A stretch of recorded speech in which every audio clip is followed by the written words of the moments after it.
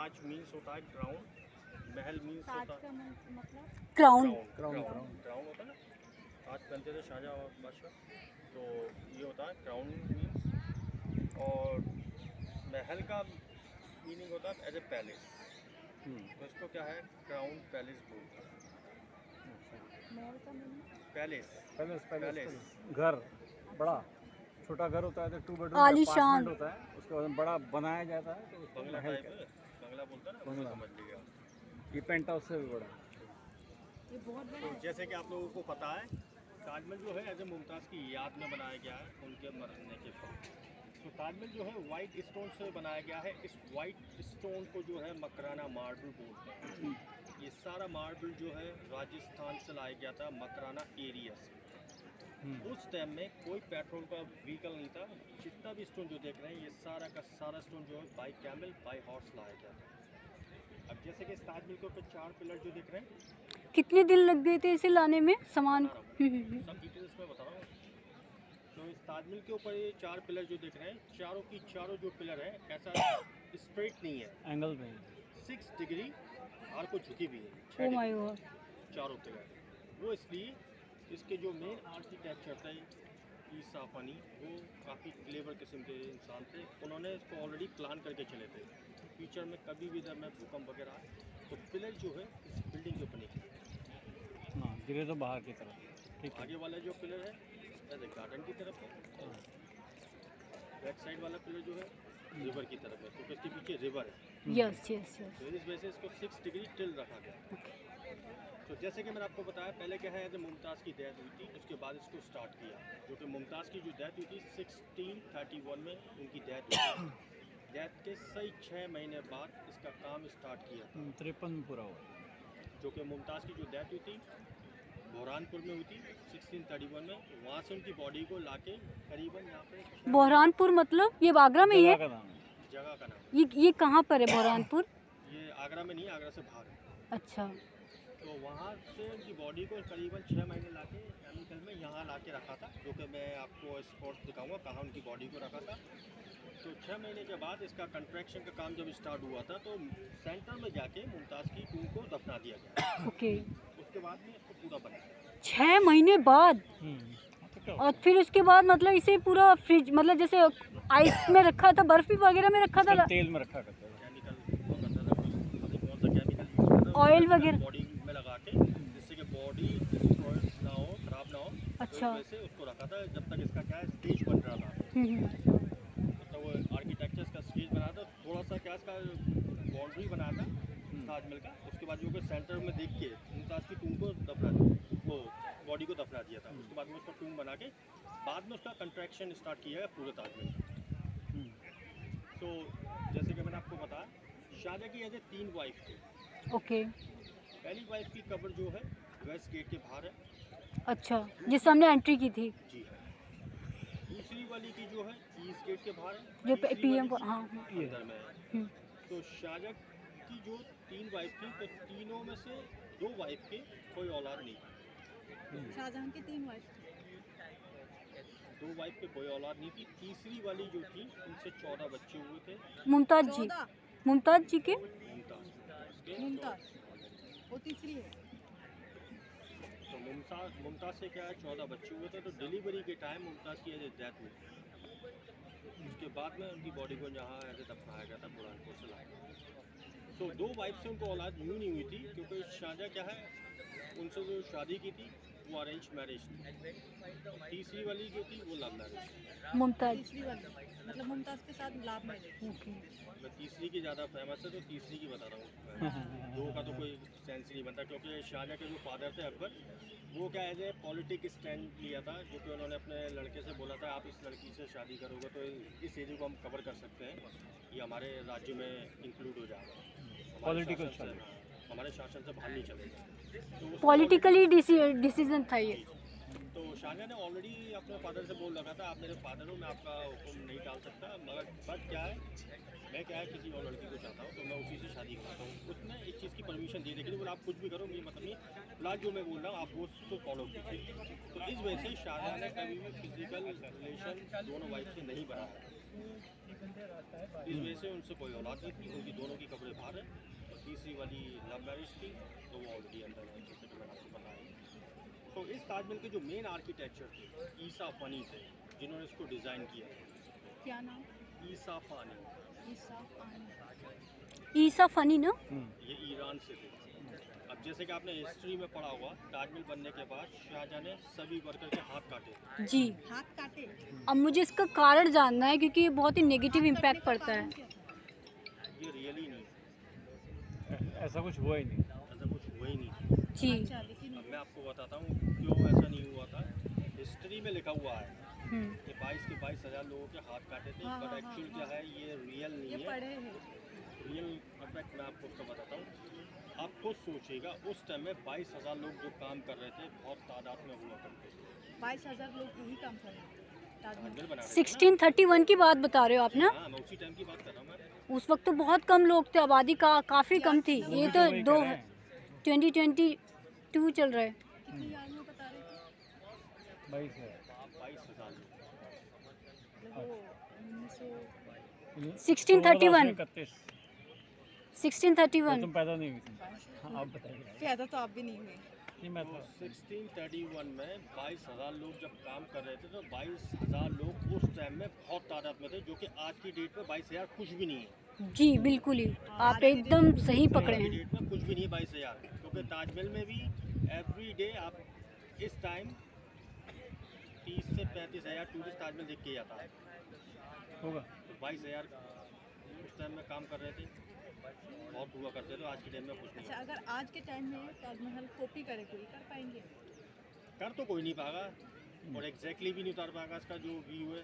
हाँ, मिनी ताजमहल बस बहुत बना तो लेगा, हाँ। बस सिमिलर फिनिशिंग और हमारा गुवाहाटी में कंस्ट्रक्शन नहीं है होता। ताजमहल, लेकिन ऐसे नहीं है। बनने को तो बहुत कुछ आज के टाइम पे कॉपी होती है, मगर एग्जैक्टली सेम कॉपी उतारना इट्स पॉसिबल नहीं मुश्किल है, बहुत है। बहुत। तो 22,000 लोग जो काम कर रहे थे, तो उन लोगों को ये खुद नहीं मालूम था हम ताजमहल बना। अच्छा। जो मेन आर्किटेक्चर थे ईसा फ़नी, उनको पता था, वो खाली ऑर्डर दिया करते थे लेबर को, लेबर ऑर्डर को फॉलो करती थी। तो इस कारण शाहजहाँ ने किसी वर्कर के हाथ नहीं काटे थे, बट जो उसका मेन आर्किटेक्चर था ईसा फनी। उसका अंगूठा काट दिया। जी। अंगूठा। हाँ। कम काटा था वो इसलिए क्योंकि इसको बनाने से पहले उसने इसका एक ड्राइंग बनाया। ये जो है परफेक्ट ट्रिक होती है पेन या पेंसिल पकड़ने की, कोई भी चीज़ बनाने के लिए। विदाउट दम वी कांट मेकिंग परफेक्ट। अच्छा, तो काम के लिए ही। इस कारण उसका अंगूठा काटा था। उसके शाहजहाँ के दिमाग में ये चीज़ थी, कोई दूसरा किंग डबल अमाउंट दे के एग्जैक्टली सेम ड्राइंग ना बनवाए। इस कारण सिर्फ एक ही अच्छा, उस ड्राइंग में अंगूठा का क्या रोल है? क्यों सिर्फ अंगूठा ही काटा? एक बार और प्लीज़। वो मैं बाद में बता दूँगा, आप बताइए। उसका ड्राइंग मैं बता दूँ सर इनको। हाँ। इनको बताना बनता है मेरा फ़र्ज़, क्योंकि मैं एज अ गाइड हूँ। अच्छा, लीजिए सर। ओके सर, बताइए। उसका कारण ये था, कोई भी अगर हम अब मान लीजिए हम अपने घर का कोई स्ट्रक्चर करवाते हैं, कोई लोकेशन देते हैं, तो आर्किटेक्चर को बुलाएंगे, ठीक है। अगर उसका ये नहीं होगा तो परफेक्ट कोई बना देगा ना ड्राइंग? ना ना। तो ये तो मेन है ना। हाँ, जब यही कट गया ताकत है ये। तो वो नहीं already बना उसको बना पाएगा। चुका है ड्राइंग ऑलरेडी एक। तो यानी राइट हैंड का अंगूठा काट दिया। ओके, तो ये राइट कारण हैंड के थे। अंगूठा काटने से एकलव्य रह गया, वो अर्जुन नहीं बन वो पाया। काटा इसीलिए ताकि दोबारा ना बने। दोबारा जो, तो ये कारण था। और ताजमहल जो स्टार्ट हुआ था 1631 में हुआ था, और मुमताज़ की डेथ भी 1631 में हुई थी। और 1631 में बनना स्टार्ट हुआ था, और 1653 में बन के कम्प्लीट भी हो गया था। उस टाइम में ताजमहल का जो खर्चा आया था 4 करोड़ रुपये लगा। 1653। 53 में बन बन के- के कम्प्लीट हो गया। ओके। तो उस टाइम में ताजमहल में जो खर्चा आया था 4 करोड़ रुपए लगा था। और उस टाइम में सोने की कीमत जो थी 10 रुपये तोला थी, क्योंकि आज के टाइम में सोने की कीमत जो 50 से पार तो उस टाइम कितना खर्चा हुआ? 4 करोड़ रुपये। यानी कि आज का 20,000 करोड़ रुपये होगा मोटा मोटा। 20,000 crore. I don't sell it man, don't buy it. Okay. So Taj Mahal जो वन ऑफ द 7 वंडर में आता है, उसका कारण ये है, यहाँ आप कोई भी चीज़ देखेंगे बाहर से लेके इवन अंदर तक लाइन में। परफेक्टली सिमेट्रिकल होगा। जैसे कि ताजमहल चारों तरफ से देखेंगे सेम साइज सेम डिज़ाइनिंग में होगा। तो पहला रीज़न इसका ये है, ताजमहल सिमेट्रिकल मोनूमेंट है। सेकंड रीज़न इसका ये है, यहाँ जो कलर स्टोन्स हैं बाहर वाले गेट पर जो मैंने दिखाया था वो 2 या 3 कलर के हैं। यहाँ जो करीबन 10 कलर के स्टोन्स लगाए हुए हैं। जैसे कि मैं आपको बताता हूँ, ग्रीन है, ग्रीन को मलाकीट बोलते हैं। रेड है, कॉरल बोलते हैं, कॉरलेनियम। ब्लू है, लैपिस है। ब्लैक को ऑनिक्स बोलते हैं। येलो वाला टाइगर आइवरी है। वाइट है, शेल है। यहाँ पे मुझे 4 to 5 दिख रहे हैं मैक्सिमम डिफरेंट, बट जो आप बोल रहे हैं इंटरनल है क्या? क्या है ना, आप अंदर जाएंगे अगर अच्छा, जाते अच्छा, हैं, अच्छा। तो अंदर आपको काफ़ी स्टोन्स देख रहे हैं। यहाँ से तो आपको 2-3 कलर ही दिख रहे हाँ, हो, हो हाँ, सकता है हाँ। 2 ही कलर ही दिख रहे हो आपको। हाँ हाँ हाँ, लेकिन लग रहा है कि 4 to 5 मैक्सिमम। तो ऐसा ना, आप White and जितना grey क्लोज नजर पे जाएंगे उतना आप पास से देखेंगे तो उतने कलर आपको देखने को मिलेंगे। जी। यहाँ तो मैं आपको पूरे डिटेल्स में बता रहा हूँ। हाँ तो वाइट जो है शेल है, जो कि समुद्र में से सीप निकलती है ना, वो भी स्टोन शेल लगाया हुआ है। तो ये सारे स्टोन जो है ताजमहल के अलावा किसी दूसरे मोनूमेंट में देखने को नहीं मिलेंगे, क्योंकि ये स्टोन जो है सारे विदेश से मंगाए थे। और ये क्या है, वाइट पत्थर से कहीं गुना महंगे। क्योंकि अच्छा। ये क्या है, उसके हिसाब से नहीं आते हैं, तोल के हिसाब से, ये कैरेट के हिसाब से आते हैं। जैसे कि कोई गोल्ड खरीदने आते हैं ना, कैरेट कैरेट कैरेट के हिसाब से आते हैं। 23 carat 22 carat 24 22 carat, 23 carat, 18 carat. तो इस क्वांटिटी के हिसाब से ये स्टोन को यहाँ पे यूज़ किया हुआ है। इसी कारण ताजमहल 1 ऑफ द 7 वंडर में आता है और काफ़ी महंगे स्टोन्स हैं। ये स्टोन आपको किसी दूसरे मोनूमेंट में देखने को ही नहीं मिलेगा। अच्छा, जो पहले वाले जो गेट्स आपने बताए उसमें कितने यूज़ करे थे जो स्टोन्स हैं? वो 4 to 5 ना? जो गेट्स हैं ईस्ट वेस्ट साउथ नॉर्थ, क्या चीज़ पूरी? जो आपने गेट्स बताए ना पीछे भी यूज स्टोन्स। कोर्ट यार्ड है, कोर्ट यार्ड है वो अच्छा। जो एंट्रेंस के लिए थे। अच्छा, कोर्टयार्ड। स्पेशल कोई लेना उसमें कितने स्टोन्स बताए आपने? स्टोन वहाँ पे सिर्फ 2-3 ही है। अच्छा, ठीक है ठीक जैसे कि आप यहीं से देखिएगा, पीछे भी दिख रहे हैं आपके है। 3 कलर के स्टोन्स हैं। इसकी हाइट कितनी है? 243 फीट, 81 मीटर। और इस ताजमहल का जो मेन फाउंडेशन है 350 फीट नीचे है, और फाउंडेशन जो है लकड़ी के ऊपर है। फाउंडेशन लकड़ी के ऊपर है? ये बताइए और पता चला। इन लोगों का कोई रिलेटिव अभी जिंदा है क्या? ये कितना लंबाई है इसकी? 430 metre. 243 feet, 81 metre. Mumtaz Shahjahan का कोई रिलेटिव अभी जिंदा है क्या? लेबर का है। जो लेबर- worker थे ना, लेबर फाइजल जिंदा है। वर्कर, उनकी डिसेंडेंट फैमिली आज भी इसका इस वर्क का काम करती है। क्योंकि मुगलों का जो वंश था आज की डेट में है नहीं, ख़त्म हो चुका। पर ये लेबर की जो डिसेंडेंट फैमिलियाँ हैं वो आज भी चली आ रही हैं, जो कि इस स्टोन का काम भी करती है। Wow, sounds good. तो मैं आपको क्या एक्सप्लेन कर रहा था?